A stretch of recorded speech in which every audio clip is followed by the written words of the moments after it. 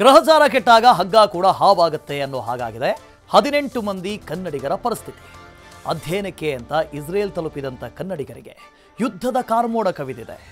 ಯುದ್ಧ ದಾಹದಿಂದ ಹಪಹಪಿಸ್ತಾ ಇರೋ ಇಸ್ರೇಲ್ನಲ್ಲಿ ಇರೋದಕ್ಕೂ ಆಗದೆ ವಾಪಸ್ ಬರೋದಕ್ಕೂ ಆಗದೆ ಕನ್ನಡಿಗರು ಕಂಗಾಲಾಗಿದ್ದಾರೆ. ಇಸ್ರೇಲ್ನಲ್ಲಿ ಕಾಂಗ್ರೆಸ್ ಬಿಜೆಪಿ ಜೆಡಿಎಸ್ ನಿಯೋಗ ಲಾಕ್.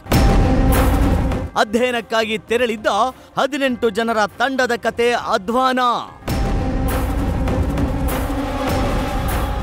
ಗ್ರಹಚಾರ ಕೆಟ್ಟಾಗ ಹಗ್ಗ ಕೂಡ ಹಾವಾಗುತ್ತೆ ಅನ್ನೋ ಹಾಗೆ ಇಸ್ರೇಲ್ಗೆ ಅಧ್ಯಯನ ಪ್ರವಾಸಕ್ಕಾಗಿ ಹೋದ ಕನ್ನಡಿಗರ ಪಾಡು ಅಧ್ವಾನ ಆಗಿದೆ. ಬಿಪ್ಯಾಕ್ ಸಂಸ್ಥೆಯ ಮೂಲಕ ಅಧ್ಯಯನಕ್ಕಾಗಿ ಬೆಂಗಳೂರಿನಿಂದ ಇಸ್ರೇಲ್ಗೆ ಕಾಂಗ್ರೆಸ್ ಬಿಜೆಪಿ ಜೆಡಿಎಸ್ ನಿಯೋಗ ಭೇಟಿ ನೀಡಿತ್ತು. ಎಲ್ಲವೂ ಸರಿಯಾಗಿದ್ದಿದ್ರೆ ಜೂನ್ 13ರಂದೇ ನಿಯೋಗ ವಾಪಸ್ ಕರುನಾಡಿಗೆ ಮರಳಬೇಕಿತ್ತು. ಆದ್ರೆ ಇಸ್ರೇಲ್ ಮತ್ತು ಇರಾನ್ ನಡುವಿನ ಯುದ್ಧದ ಕಾರ್ಮೋಡದಿಂದ ವಿಮಾನ ರದ್ದಾದ ಕಾರಣ ಇಸ್ರೇಲ್ನಲ್ಲೇ 18 ಮಂದಿ ಕನ್ನಡಿಗರು ಉಳಿದುಕೊಳ್ಳುವಂತಾಗಿದೆ. ಇಸ್ರೇಲ್ನ ಟೆಲ್ ಅವೀವ್ ನಗರದಲ್ಲಿ ಸಿಲುಕಿರುವ ಕರ್ನಾಟಕದ 18 ಮಂದಿ ತಾಯ್ನಾಡಿಗೆ ಮರಳಲು ಪರಿತಪಿಸುತ್ತಿದ್ದಾರೆ. ಕನ್ನಡಿಗರಿದ್ದ 1 ಕಿಲೋಮೀಟರ್ ದೂರದಲ್ಲೇ ಬಾಂಬ್ ಬ್ಲಾಸ್ಟ್.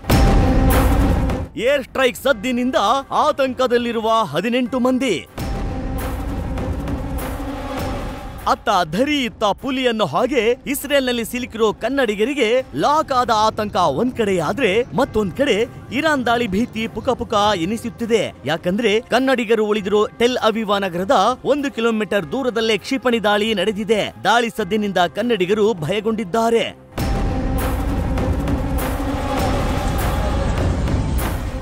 ಒಟ್ನಲ್ಲಿ ಅಧ್ಯಯನ ಮಾಡಲು ಇಸ್ರೇಲ್ಗೆ ಹೋದ 19 ಕನ್ನಡಿಗರು ಸದ್ಯ ಅಲ್ಲೇ ಉಳಿಯುವಂತಾಗಿದೆ.